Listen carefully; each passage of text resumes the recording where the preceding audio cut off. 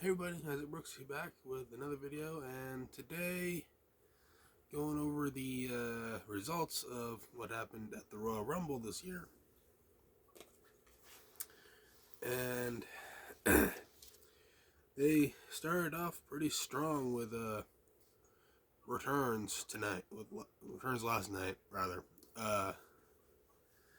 Had Pat McAfee come out to join the commentary booth with Michael Cole and Corey Graves.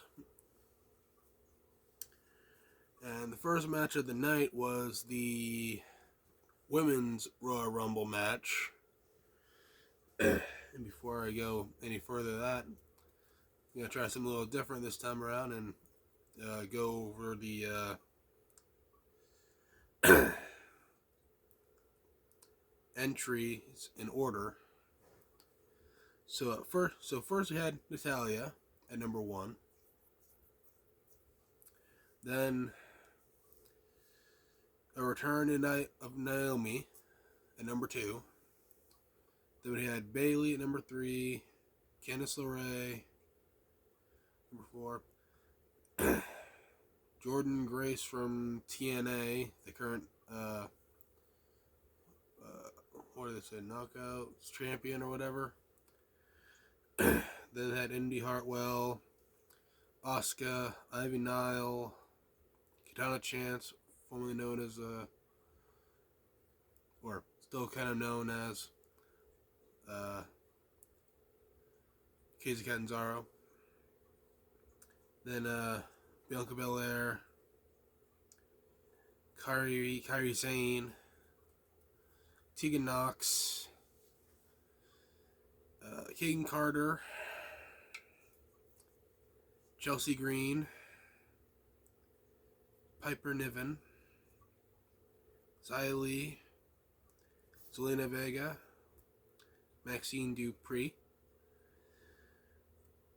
Nia Jax, Shotzi, Becky Lynch, Alpha Fire. Almost think I forgot the A in that name when I wrote it down. Either way, yeah. Then Shayna Baszler. Then a little bit of goofiness kind of ensued. We had Valhalla and, for whatever reason, R-Truth coming at number 24. Truth done goofed, which we'll talk about a little later. Then Michin came out next. Then we had Zoe Stark. Then Roxanne Perez. And then the WWE in-ring debut of Jade Cargill. Then we had Tiffany Stratton. And for number 30, the return of Liv Morgan. So that's the entry order for the Women's Rumble match. There's a bunch of noteworthy moments that obviously came from those entrances. Like Grace having a pretty strong performance until being eliminated by Bianca Belair with a KOD off the ring apron. I'm sure there's a bunch of moments that I'm going to forget to mention, but there'll be other videos that will go over that. Not from me, but other people.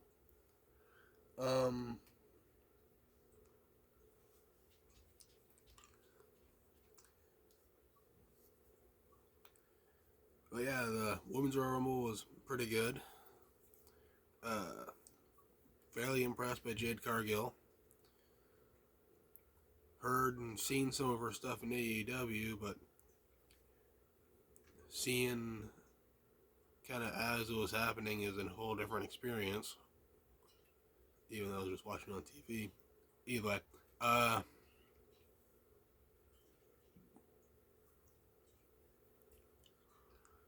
Be interesting to see the rest of Cargill's WWE run, especially if they have a match between her and Bianca at some point. My guess, WrestleMania.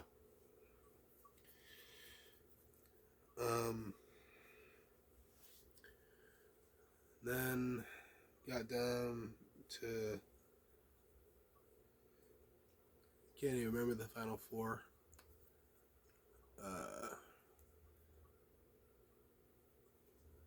But like close to the final three was Stratton, Belair, and the eventual winner of the whole thing, Bayley.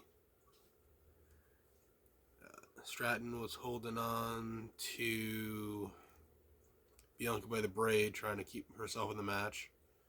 Bayley capitalized, pushed both of them off, and she ended up winning that way. At least I'm pretty sure that's how that happened.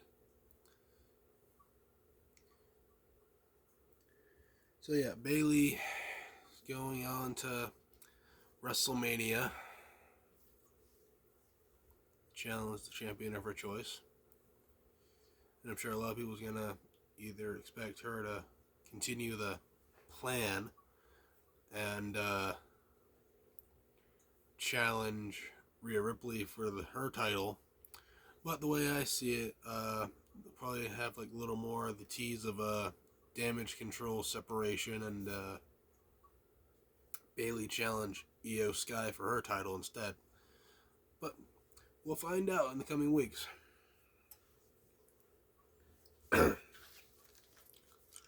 And then, surprisingly, kind of, we had the Universal Championship Fatal 4-Way match following this.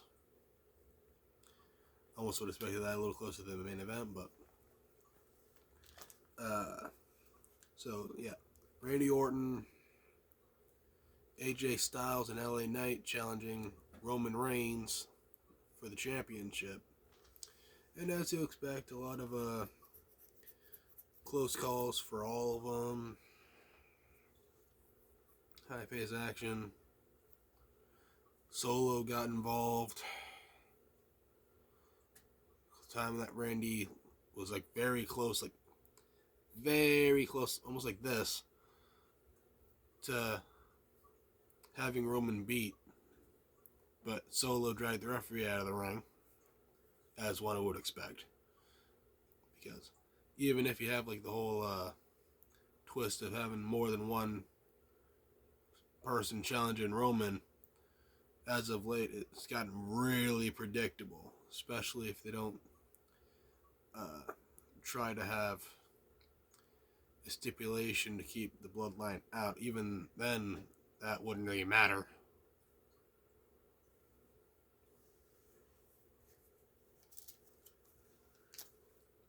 But yeah, and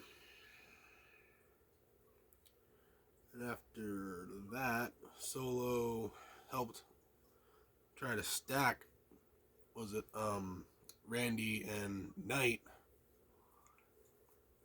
Yeah, and then Roman got stacked on top of that by AJ Styles, and Styles tried taking a play out of Roman's book and tried to stack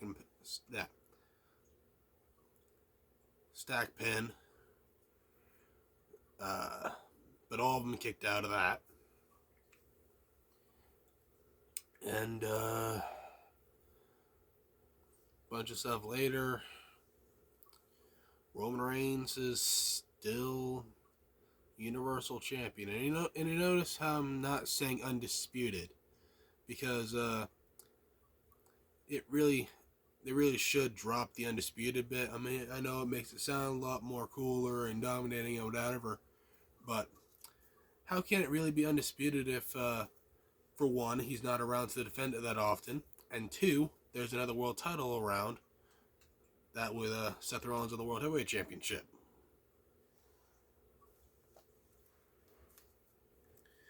But that's probably another thing for another time.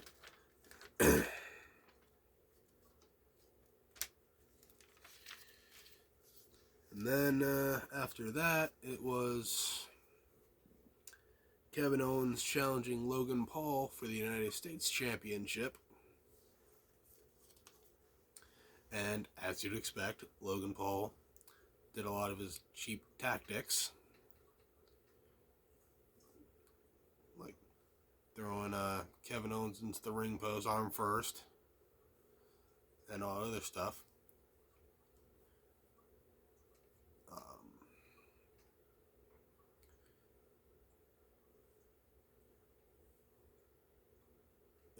Both of them tried hitting their biggest moves, and of course it was near the beginning and middle parts of the match, so obviously didn't get the job done. And toward the end of the match, they had one of Logan Paul's allies, lackeys, whatever, hop over the barricade, and I believe they called him Jeff. And I couldn't stop myself. I couldn't. When the guy was trying to get involved, Pat McAfee was going, "Oh, that's Jeff," and I had to kind of do like a version of the that rusted car, Fred from Cars 1, doing the go, "Oh, Pat McAfee knows my name. You gotta let me in now." But then that led to Austin Theory and Grayson Waller coming out.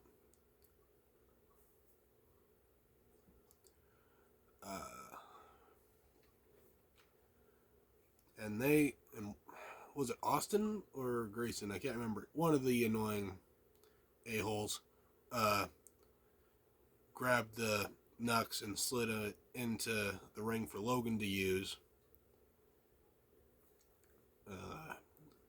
First time that Logan Paul tried to use the Nux, he missed. And then Kevin took the Nux for himself, used them on Logan Paul.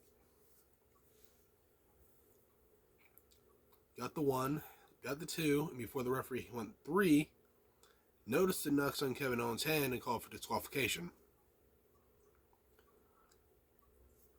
Try to explain that.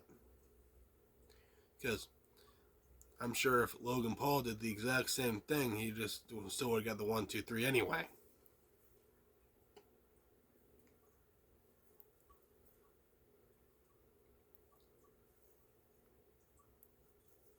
So yeah, understandably, Kevin Owens was a little ticked off. I mean, who wouldn't be? I know I would.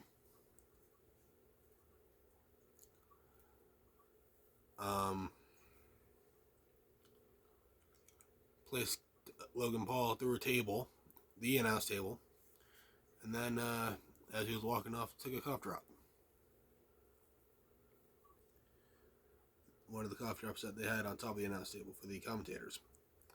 And then it was the men's Royal Rumble match, which was the main event of the evening.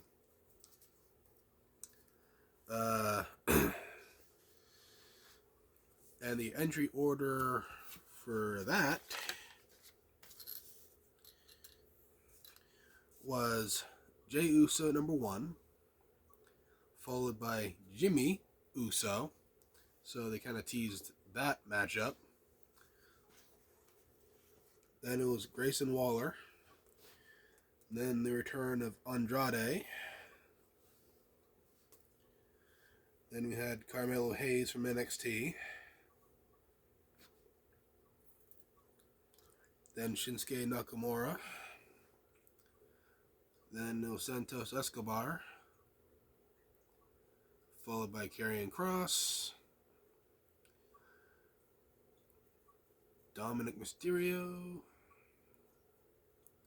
And honestly, I'm so surprised that he keeps Mysterio, considering how much bad mouths Ray. Carlito. Bobby Lashley. Ludwig Kaiser. Austin Theory. Finn Balor. Cody Rhodes. Bronson Reed. Kofi Kingston. Gunther. Ivar. Braun Breaker, Omos, Pat McAfee, JD McDonough, R-Truth coming out at 24 again, kind of, because in the Women's Royal Rumble match, when Valhalla was coming out in number 24, so did R-Truth, so you can say R-Truth was, what's the word I'm looking for here, consistent.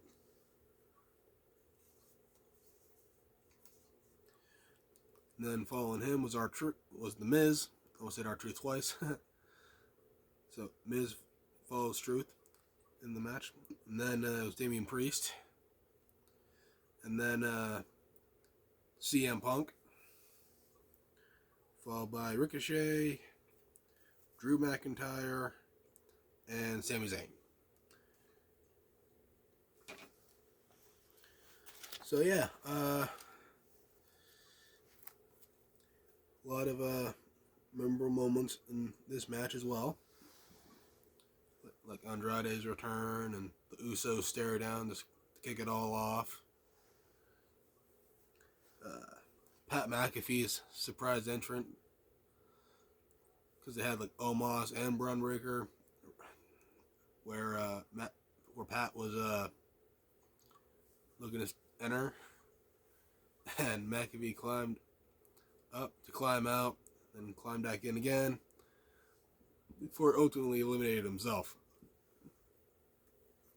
And I think this is the first time in at least a while, a couple decades maybe, that they have a superstar eliminate themselves. First time since, I believe, Mil Mascaras in one of the earlier Royal Rumbles.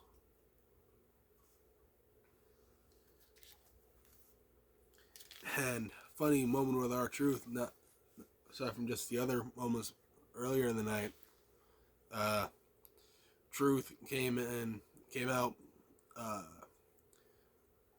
because JD McDonough was out on the floor before he even got into the match because of Braun Breaker, I believe.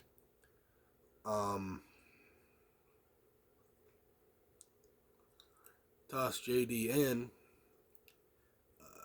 Jey Uso, threw McDonough out, and then Truth walked up, acting like it was a tag match, tried to tag in, get the tag from Dom. And to add in on the goofiness, Dominic actually did tag him in.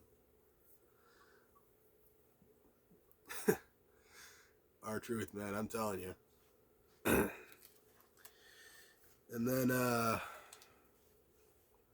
there was a moment where Omos was eliminated by Breaker, and then it was Dom eliminating him. I'm sure that got a lot more heat toward him.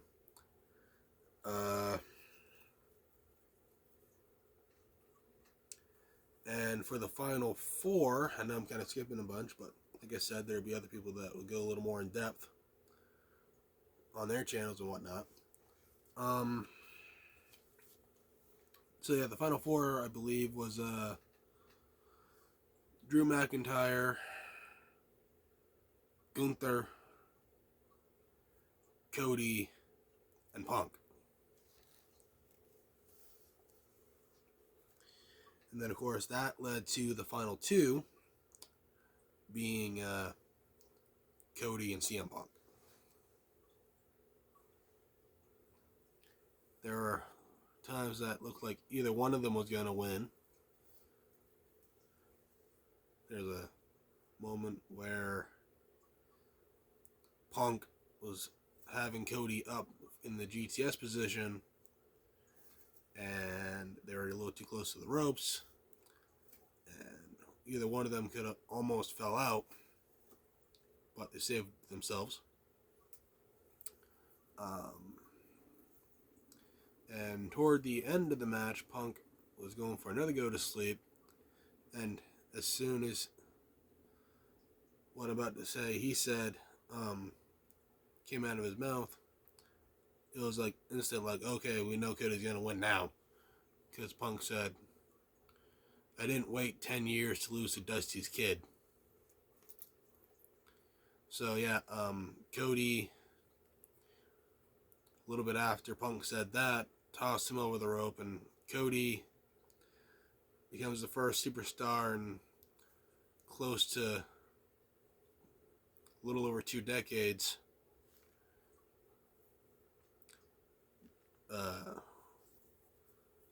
Becomes a back-to-back Royal Rumble winner. First time since Stone Cold Steve Austin. And so yeah,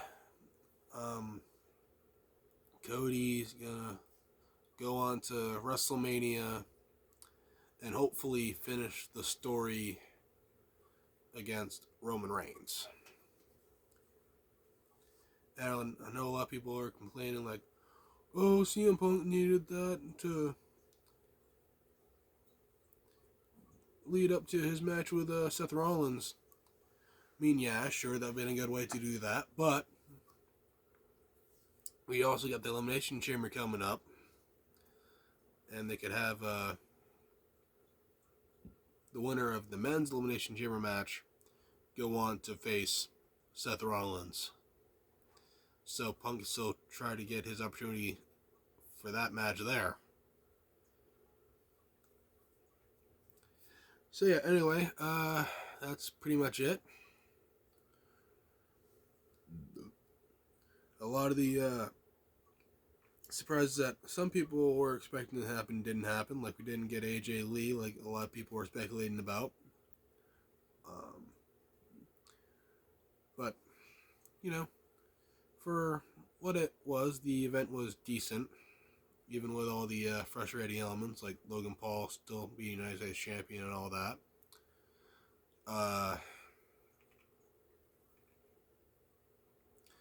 But yeah, pretty much it for this video. If you enjoyed it, give it a thumbs up. And if you're new to the channel, consider subscribing. With that all said, I'll see you all next time. Bye.